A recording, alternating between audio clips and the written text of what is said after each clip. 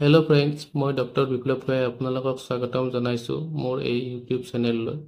যিহেতু মই এজন ফিজিঅ'থেৰাপি চিকিৎসক, সেইবাবে আজিৰ ভিডিঅ'টোত ফিজিঅ'থেৰাপি চিকিৎসাৰ বিষয়ে দুআষাৰমান আলোচনা কৰিম বুলি ভাবিছোঁ। ফিজিঅ'থেৰাপি চিকিৎসানো কি? ফিজিঅ'থেৰাপি চিকিৎসাত কিদৰে আমি এজন ৰোগীৰ চিকিৎসা কৰোঁ আৰু ফিজিঅ'থেৰাপি চিকিৎসাৰ উপকাৰিতা কি কি এই বিষয়ে আজি অলপ কথা পাতিম। পোনপ্ৰথমে ফিজিঅ'থেৰাপি চিকিৎসা কি বুলি ক'লে ক'ব লাগিব যে চিকিৎসা বিজ্ঞানৰ আন বিভাগবোৰৰ দৰে ফিজিঅ'থেৰাপি চিকিৎসা, যাক আমি বেচেলৰ অফ ফিজিঅ'থেৰাপি বা BPT বুলি জানো, এটা অতি গুৰুত্বপূৰ্ণ বিভাগ। এইখিনিতে মই এটা কথা ক'ব বিচাৰোঁ যে আমাৰ নৱপ্ৰজন্মৰ যিবিলাক ল'ৰা ছোৱালীয়ে ফিজিঅ'থেৰাপি চিকিৎসা প্ৰফেশ্যন হিচাপে লৈ আগবাঢ়িব বিচাৰে, তেওঁলোকে কেনেকৈ এই লাইনটোৰ লগত জড়িত হ'ব। এইটো অতিকৈ সহজ।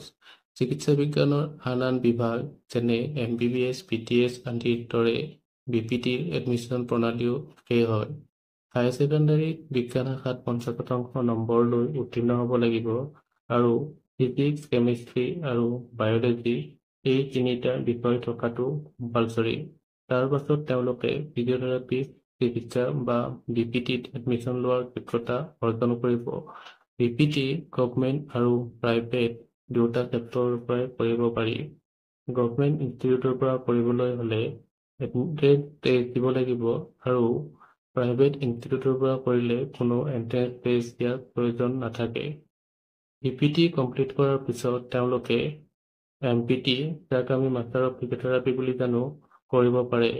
MPTত যিকোনো এটা বিষয়ৰ ওপৰত স্পেচিয়েলাইজেশ্যন কৰিব পৰা যায়, যেনে অৰ্থো, নিউৰো, কাৰ্ডিঅ'পালমনলজি, স্পৰ্টছ, মাস্কুলোস্কেলেটাল আদি। BPTৰ দৰে MPTৰো এডমিশ্যন প্ৰণালী একেই হয় আৰু দৰেই MPTও গভৰ্ণমেণ্ট আৰু প্ৰাইভেট দুয়োটা ক্ষেত্ৰৰ পৰাই কৰিব পাৰি। গভৰ্ণমেণ্ট ইনষ্টিটিউটৰ পৰা এডমিশ্যন ল'বলৈ হ'লে MPTৰ ক্ষেত্ৰতো এণ্ট্ৰেন্স টেষ্ট দিব লাগিব আৰু প্ৰাইভেট ইনষ্টিটিউটৰ ক্ষেত্ৰত এণ্ট্ৰেন্স টেষ্ট দিয়াৰ প্ৰয়োজন নাথাকে। এতিয়া আমি আহিছোঁ ফিজিঅ'থেৰাপি চিকিৎসাত কিদৰে এজন ৰোগীৰ চিকিৎসা কৰোঁ এইটো বিষয়ৰ ওপৰত। দৰাচলতে ফিজিঅ'থেৰাপি চিকিৎসাত দুটা বিশেষ অংশ আছে, যাৰ দ্বাৰা আমি যিকোনো এজন ৰোগৰ চিকিৎসা কৰোঁ। এই দুটা হৈছে ইলেক্ট্ৰথেৰাপি চিকিৎসা আৰু এক্সাৰচাইজ থেৰাপি চিকিৎসা। এতিয়া আমি জানিম এই ইলেক্ট্ৰথেৰাপি চিকিৎসা আৰু এক্সাৰচাইজ থেৰাপি চিকিৎসানো কি। ইলেক্ট্ৰথেৰাপি চিকিৎসাত আমি কিছুমান ইলেক্ট্ৰনিক মেচিন যেনেকৈ ultrasound, SWD, IFT, TENS, EMS আদিৰ জৰিয়তে একোজন ৰোগৰ চিকিৎসা কৰোঁ। ৰোগীৰ ৰোগৰ লক্ষণ অনুসৰি এই মেচিনবোৰ ব্যৱহাৰ কৰা হয়। ঠিক সেইদৰে এক্সাৰচাইজ থেৰাপিৰ চিকিৎসাৰ ক্ষেত্ৰতো কিছুমান এক্সাৰচাইজ যেনেকৈ strengthening exercise, stretching exercise, range of motion exercise আৰু আন অন্যান্য এক্সাৰচাইজৰ জৰিয়তে আমি এজন ৰোগীৰ চিকিৎসা কৰোঁ। ইয়াতো ৰোগীৰ ৰোগৰ লক্ষণ অনুযায়ী এক্সাৰচাইজবোৰ কৰোৱা হয়।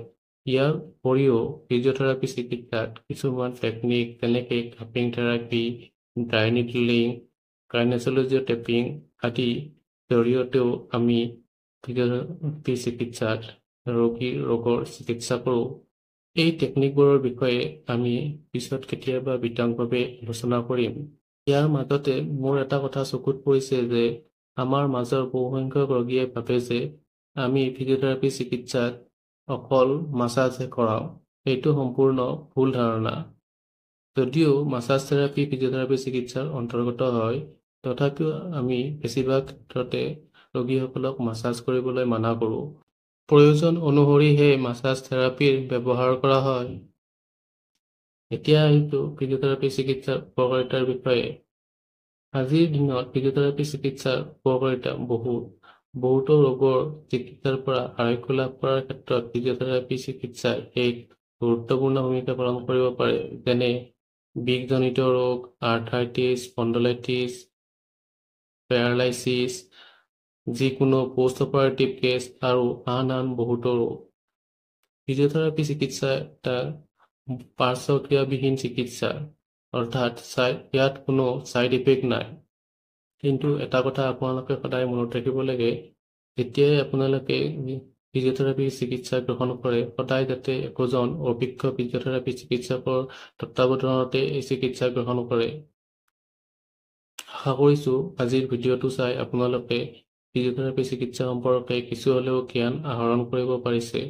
যদি এই ভিডিঅ'টো চাই ভাল পাইছে লাইক আৰু শ্বেয়াৰ কৰিব, চেনেলটো ছাবস্ক্ৰাইব কৰিব নাপাহৰিব। আকৌ লগ পাম আন এটি স্বাস্থ্য আৰু চিকিৎসা সম্পৰ্কীয় ভিডিঅ'ৰ সৈতে। তেতিয়ালৈকে